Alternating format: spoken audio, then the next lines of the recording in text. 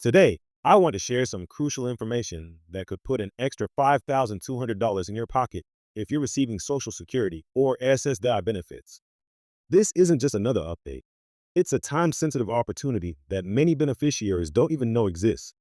I've spent years helping seniors navigate these complex benefit systems, and I can't tell you how many times I've seen people miss out simply because they weren't aware of deadlines like the one coming up on January 10th. You might be wondering why you haven't heard about this before, and that's exactly why I created this video. The Social Security Administration doesn't always make these opportunities widely known, and navigating their website can feel like solving a puzzle. But don't worry, I'm going to break everything down into simple, easy to follow steps. I've helped hundreds of seniors successfully secure additional benefits, and I'm here to walk you through the entire process. What makes this particular stimulus program special is that it's designed specifically for Social Security and SSDI recipients who faced increased living costs. Whether you're dealing with rising medical expenses, utility bills, or just trying to make ends meet, this program could be the financial boost you've been looking for. And here's the best part. Many people who think they don't qualify actually do. Before we dive into all the details, make sure you hit that subscribe button and turn on notifications. I post weekly updates about Social Security benefits, and with deadlines this important, you won't want to miss a single video. Drop a comment below with your state. I'd love to know where our community members are from, and I'll be responding with state-specific information that could help you maximize your benefits. Give this video a thumbs up if you're finding it helpful so far. It really helps others find this important information. Now, let's get into exactly what you need to do to secure your $5,200 stimulus before the January 10th deadline. Let me break down exactly what you need to know about this stimulus opportunity, and I promise to make it as straightforward as possible. First, let's talk about who qualifies for this $5,200 stimulus. If you're currently receiving Social Security Retirement Benefits, SSDI or SSI, you're already halfway there. The program was specifically designed to help beneficiaries who've experienced financial hardship, particularly those who've seen their expenses increase significantly over the past year. Now, I know what some of you might be thinking. You've heard about stimulus programs before, and they often come with complicated paperwork and confusing requirements. But this one is different, and I'll explain why. The Social Security Administration has streamlined the application process, making it more accessible for seniors and disabled individuals. They've recognized that many beneficiaries struggle with complex online systems or lengthy paperwork, so they've simplified things considerably. Let's dive into the specific requirements that make you eligible. Beyond being a current Social Security or SSDI recipient, you'll need to demonstrate that your monthly expenses have increased by at least 15% compared to last year. This includes rising costs in categories like healthcare, utilities, housing, or transportation. Don't worry if you haven't kept detailed records. I'm going to show you exactly how to calculate this using your regular monthly bills. What makes this program particularly noteworthy is that it takes into account regional cost of living differences. For example, if you live in an area where housing costs have risen dramatically, this will be factored into your eligibility. I've noticed that many viewers from states like California, New York, and Florida have been especially successful in qualifying due to their higher living costs. This regional consideration is something that previous stimulus programs didn't account for, making this opportunity more accessible to those who need it most. Something that's crucial to understand about this stimulus is that it's not a one-time payment. The $5,200 is distributed over 6 months, which means you'll receive approximately $867 per month. This monthly distribution format can actually be more beneficial than a lump sum, as it helps with budgeting and ensures a steady flow of additional income over an extended period. Now, let's talk about the application process itself. The January 10th deadline might seem intimidating, but I'm going to walk you through each step to ensure you don't miss out. The first thing you'll need to do is gather some basic documentation. This includes your Social Security award letter, recent bank statements, and bills from the past year showing your increased expenses. Don't panic if you can't find some of these documents. I'll show you how to request copies or find alternatives that the SSA will accept. One aspect that many people overlook is the importance of timing in their application. While January 10th is the final deadline, submitting your application earlier can actually work in your favor. The processing time for these applications can vary, and getting yours in sooner rather than later can help ensure you start receiving your payments as quickly as possible. I've noticed that applications submitted in the morning tend to be processed more quickly than those submitted late in the day. It's a small detail, but every advantage helps. Let's address a common concern I've heard from many viewers. Will this affect my current benefits? The answer is no. This stimulus is completely separate from your regular Social Security or SSDI payments. It won't reduce your monthly benefits, affect your Medicare coverage, or impact any other assistance programs you might be receiving. This is additional money designed to help you cope with rising costs, not a replacement for existing benefits. Here's something interesting that many people don't realize. This stimulus program also takes into account your dependent situation. If you're caring for grandchildren or adult disabled children, this could actually increase your eligibility and potentially the amount you receive. The program recognizes that caregivers often face additional financial burdens, and they've built in provisions to address this. Now, let's get into the actual application process.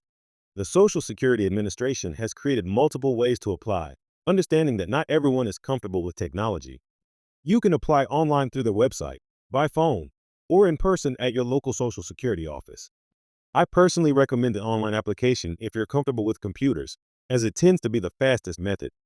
However, if you prefer speaking with someone directly, the phone application process has been significantly improved, with shorter wait times and more helpful representatives. One thing I've learned from helping hundreds of seniors with this process is that preparation is key. Before you start your application, whether online or by phone, have all your documents organized and ready. This includes your Social Security number, banking information for direct deposit, and those expense records we talked about earlier. Having everything prepared can turn what might seem like an overwhelming process into a straightforward task that takes less than an hour. Let me share a success story from one of our viewers, Mary from Arizona. She was initially hesitant to apply, thinking she wouldn't qualify because she had some savings. However, after watching my previous video and following the steps, she not only qualified, but received approval within 2 weeks. Her story illustrates an important point. Don't disqualify yourself before you even apply. Many people assume they won't be eligible based on outdated information or misconceptions. Another crucial aspect of this stimulus program is its handling of medical expenses. If you've seen an increase in your healthcare costs, whether it's prescription medications, medical equipment, or treatment copays, make sure to document these changes. The program places significant weight on medical expense increases, recognizing that healthcare costs often represent a major burden for seniors and disabled individuals. Something that's particularly noteworthy about this stimulus is its consideration of indirect expenses.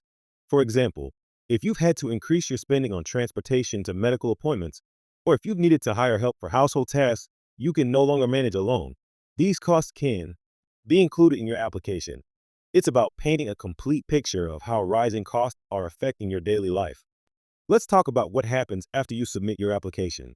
The review process typically takes between 10 to 15 business days, though this can vary depending on the volume of applications. During this time, you might receive a call or email from the Social Security Administration asking for additional information. Don't be alarmed if this happens. It's actually quite common and doesn't mean there's a problem with your application. It's simply part of their verification process. One strategy I recommend is keeping a detailed log of your application process. Note the date and time you applied, any confirmation numbers you receive, and the names of any representatives you speak with. This information can be invaluable if you need to follow up on your application status. It also helps if you need to provide additional documentation later. I want to address a question I've been seeing frequently in the comments. What if I miss the January 10th deadline? While it's crucial to try to meet this deadline, there are provisions for late applications under certain circumstances. However, these exceptions are limited, and the process becomes significantly more complicated after the deadline passes. This is why I'm emphasizing the importance of acting now, while the standard application process is still available. Let's discuss an often overlooked aspect of this stimulus, its potential impact on your tax situation.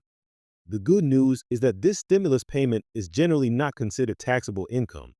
This means you won't need to report it on your tax return, and it won't push you into a higher tax bracket. However, it's always wise to consult with a tax professional about your specific situation. For those of you who are still working while receiving Social Security benefits, this stimulus won't count toward your earnings limit. This is particularly important for beneficiaries who are under full retirement age and need to monitor their income to avoid benefit reductions. The stimulus is designed to provide additional support without creating complications with existing benefit calculations. One thing I've noticed helping people through this process is that many beneficiaries underestimate their eligible expenses. Remember, the program considers a broad range of cost increases. This includes obvious things like rent or mortgage payments, utilities, and medical expenses, but also less obvious costs like home maintenance, pest control, or even increased food prices. Take time to review all your expenses from the past year. You might be surprised at how many qualifying increases you find. Another important aspect to consider is the documentation of your expenses. While official bills and statements are ideal, the program understands that not everyone keeps perfect records.